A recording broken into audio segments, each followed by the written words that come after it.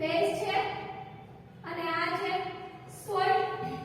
તો લખી શકું BOH ની જગ્યાએ બેઝ અને B+ ની જગ્યાએ સોલ્ટ લખી નાખ્યું. બરાબર. હવે આપણે P ઓફ લઈ લેવાનો એટલે શું થશે? નિશાની ચેન્જ થઈ જશે.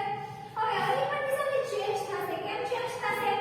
માઈનસ હવે સોલ્ટ ઉપર અને બેઝ નીચે આમ લઈ લો તો શું થશે? માઈનસ ની જગ્યાએ પ્લસ લાગી જશે.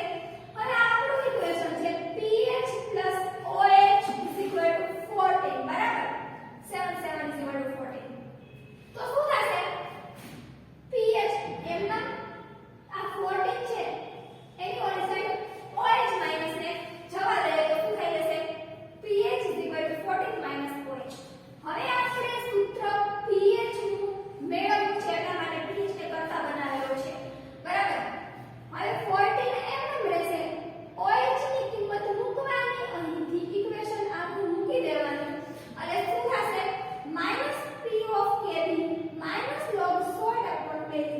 આ ઇક્વેશન આપણને આનું મળ્યું બેઝિક બફર સોલ્યુશન નું. બરાબર.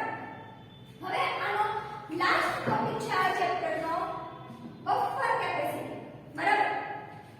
હવે આપણને બફર સોલ્યુશન વિશે તો આપણને બધાને ખબર છે કે શું છે. લાસ્ટ લેક્ચરમાં વાત કરેલી બફર સોલ્યુશન એટલે એવું સોલ્યુશન કે જેની pH જેનો એડિશન કરતા કોની pH ચેન્જ ન થવા દે. બરાબર.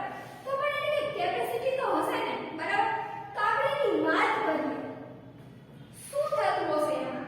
બરાબર.